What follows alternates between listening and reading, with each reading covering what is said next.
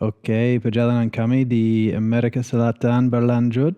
Dari Santiago, aku dan Marcela terbang ke utara Chili menuju San Pedro de Atacama. Kota kecil di tengah gurun yang berada lebih dari 2000 meter di atas permukaan laut dan tidak jauh dari pegunungan Andes.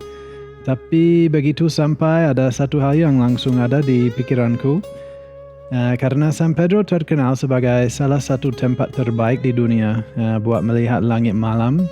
Jadi malam itu aku bersepeda ke pinggiran kota buat coba foto bintang-bintang. Aku lagi motret bintang malam ini. Ya, semoga sukses ya.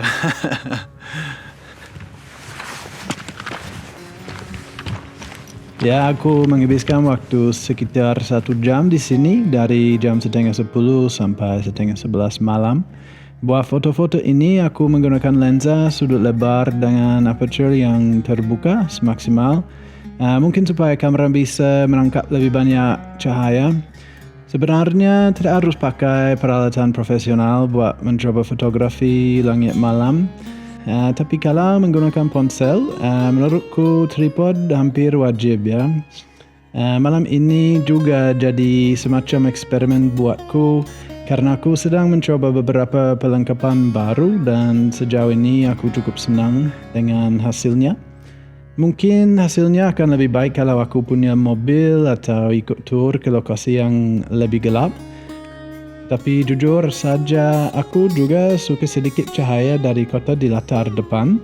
Rasanya tetap menunjukkan suasana San Pedro yang sebenarnya.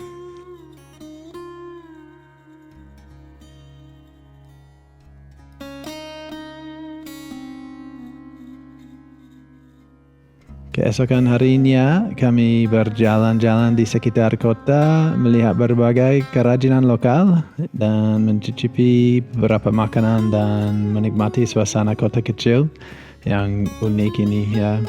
Dibandingkan dengan beberapa tempat yang kami kunjungi sebelumnya di Santiago, makanan di sini juga terasa jauh lebih enak.